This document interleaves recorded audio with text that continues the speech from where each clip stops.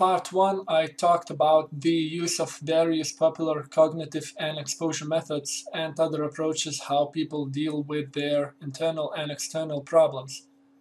If you haven't watched part 1, I recommend to do that first. That way this video will make more sense to you. In this video, I like to talk more about deep self-work and the complexity of human problems. Now, what is emotional work, emotional healing, deep emotional growth, and why is that important? Basically, it's a process where you try to figure out what are you feeling, what you are thinking, what motivates your certain behavior. You're analyzing your belief system, emotions, relationships, behavior, and so on, both present and past. You are searching for the root of your problems, identifying it and resolving them by processing various different things. This process sometimes may require a lot of work, courage, dedication, time, money, and other resources, but it's well worth it. Let's say you have a specific problem, that is, you are afraid of quitting your job. If you think about it, you may say that you are afraid of making decisions, especially more important decisions. If you analyze that, you may find that you are afraid of making a mistake, of making a bad decision. And if you dig deeper, you may figure out that your fear of making a mistake is related to the controlling environment you've had when you were a child. If you're aware of this, you can start to process all of this both intellectually and emotionally. Then you start to realize what objectively happened, how did you feel, and how did it affect you. You process all of this and integrate it into your conscious personality. Then your psychological and emotional state changes. Your thought process changes. Your behavior and emotional reaction changes. And it happens naturally. Some people say, but I know all of this already. I know that I'm afraid of making a mistake because in the past I got punished for it. Well, you may know this intellectually, and various methods might help you to change your behavior, but the fundamental problem is not fully dealt with until you process it both on an intellectual and emotional level.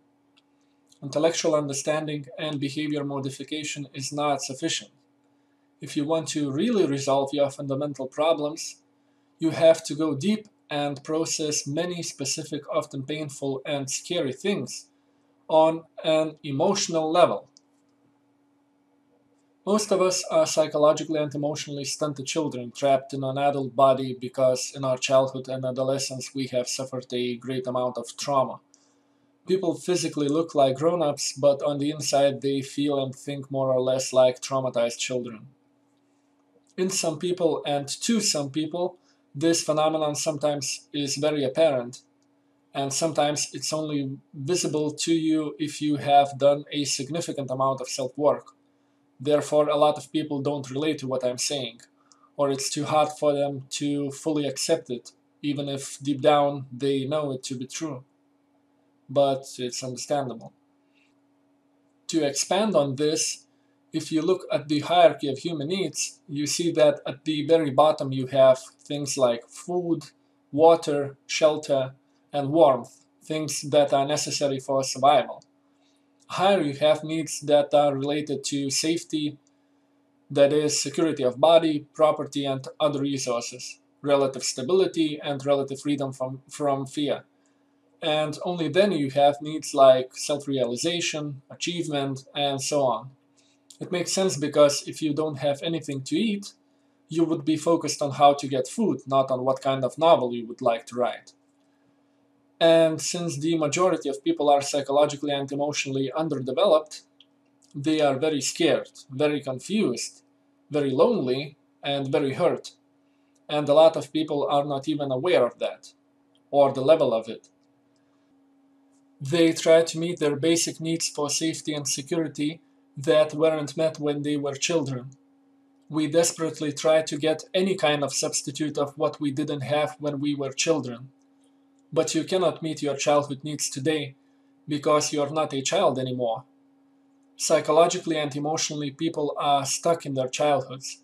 Therefore, it's very hard or impossible for them to effectively meet their higher needs and goals, or even to recognize their true needs and to have healthy goals.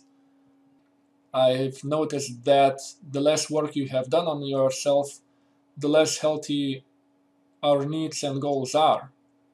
For such people, it's very hard to understand what they feel, what does it mean, what is real, what do they actually need, what need or goal is healthy, and what is just a skewed projection of our unmet needs from our childhood.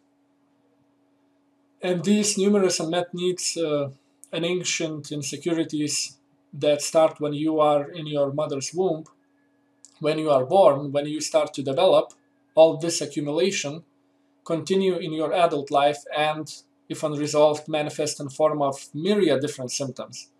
You can read more on that on my blog.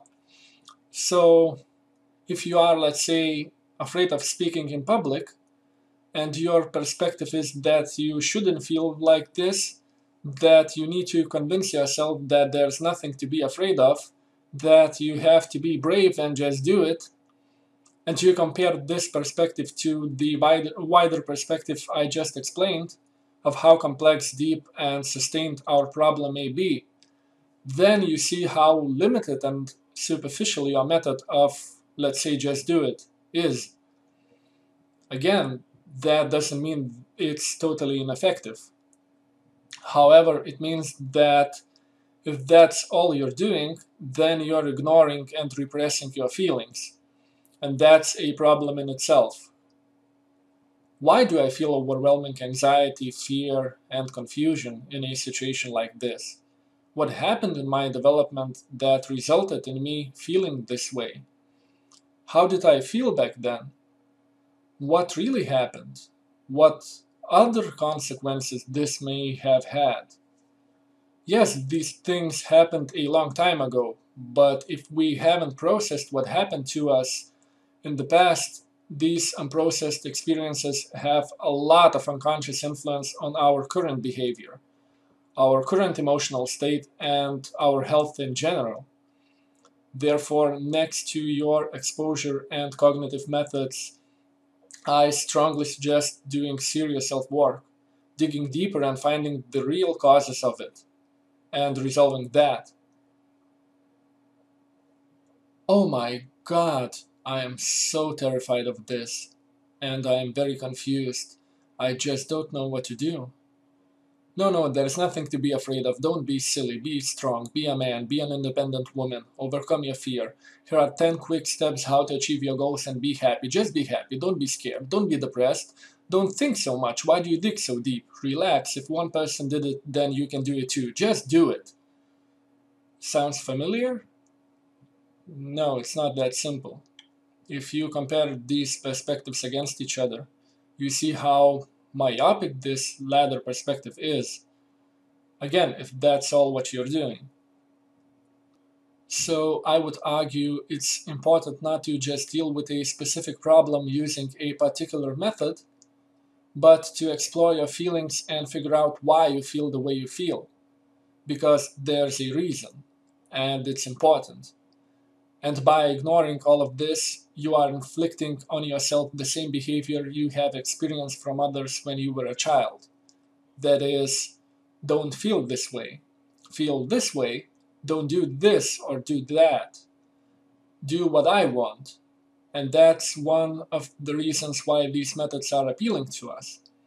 By applying them in this forceful, no questions asked manner, we're not being very gentle to ourselves. And that's also a problem. But you don't see it as a problem if you haven't explored yourself deeper. You see it as a reasonable solution, sometimes the only solution, because that's all you have learned when you were a child, to be harsh and impatient. I found that if you resolve something by doing deep self-work, then you notice that you have resolved a cluster of various superficial problems. For example, if you have worked on your fear of rejection, and you have processed the rejection, neglect, betray, hurt, and other things you felt and experienced when you were a child, then your fear of rejection significantly decreases in all areas that are related to rejection. And your general self-esteem grows too. You become less afraid of speaking in public, you are less afraid of making a business call, you are less afraid of asking someone on a date, you are less anxious if somebody posts a mean comment on Facebook, you are less afraid of saying no, you are more clear about your personal boundaries, and so on, since all of these things are related to rejection. If you understand the complexity of your problems, then you understand that you can't resolve a deep, complex, decades-long problem in a week or a month or just by using simple methods. A lot of people want a quick fix, and this is very understandable. Sadly, it doesn't work like that. And if you believe it does, you'll be continuously disappointed. And there are tons of people who offer battery solutions, products, or outright hoaxes. And since a lot of people are very scared and confused and desperate for a quick solution, they buy it. And then they get disappointed, or blame themselves, or jump to another quick fix. But more on that in the future.